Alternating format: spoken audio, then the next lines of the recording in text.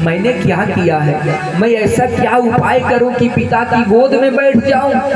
आखिर में मेरे अंदर क्या दुर्गुण है?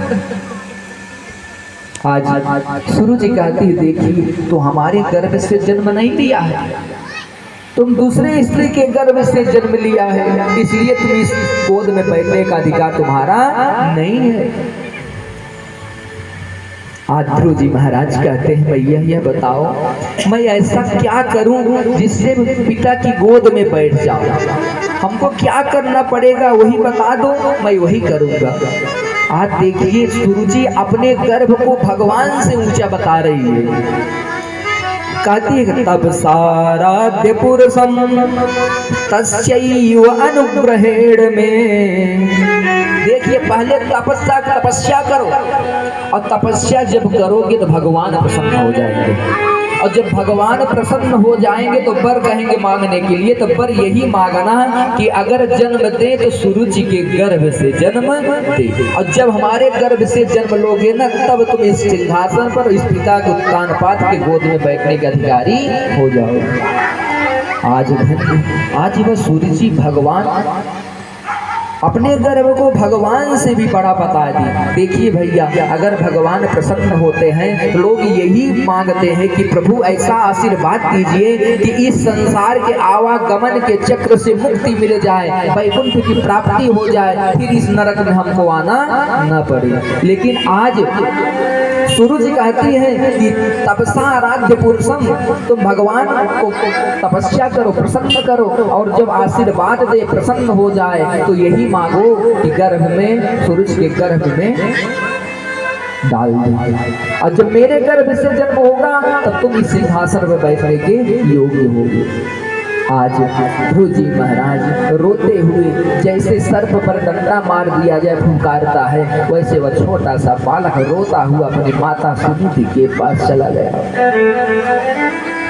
हाथ जोड़कर के मैया से कहा, मैया क्या मैं इतना तुष्ट हूँ, क्या मैं इतना नालायक हूँ?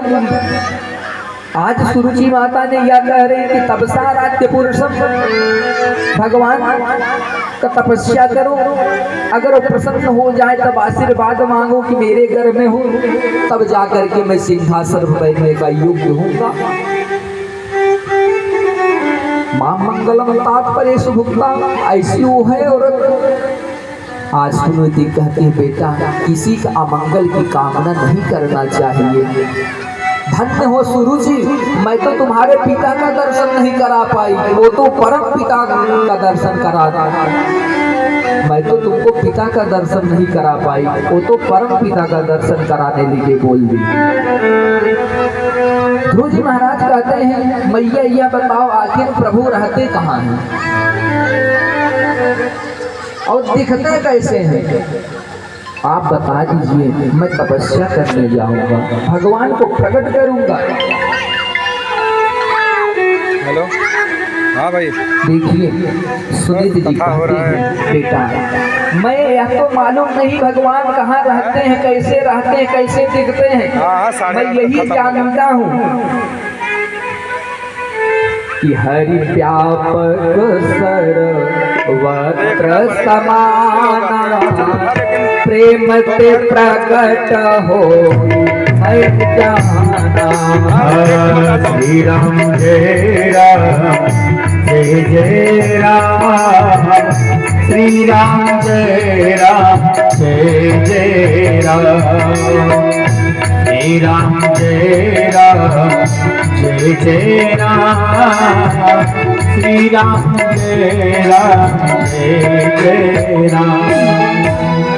सूरज ने कहा, पुनीत कहती भैया बेटा ऐसा है ना, सूरज ने जो भी कहा है पूर्ण मेरो लाल, विधाता ने अभागन मुझे ऐसा ही बनाया है। भार्या बनने की बात तो बहुत दूर रही, और दासी भी बनाना न राजा को भाया है।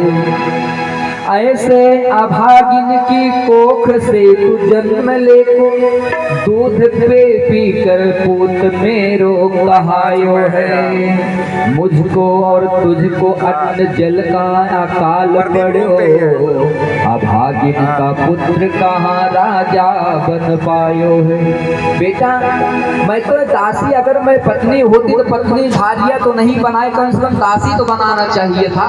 इतनी अभागिन हो कि हमको दासी भी नहीं बना पाए, और उसी दासी के कोख से तू जन्म लिया तो राजा बनने का सपना मत देखो।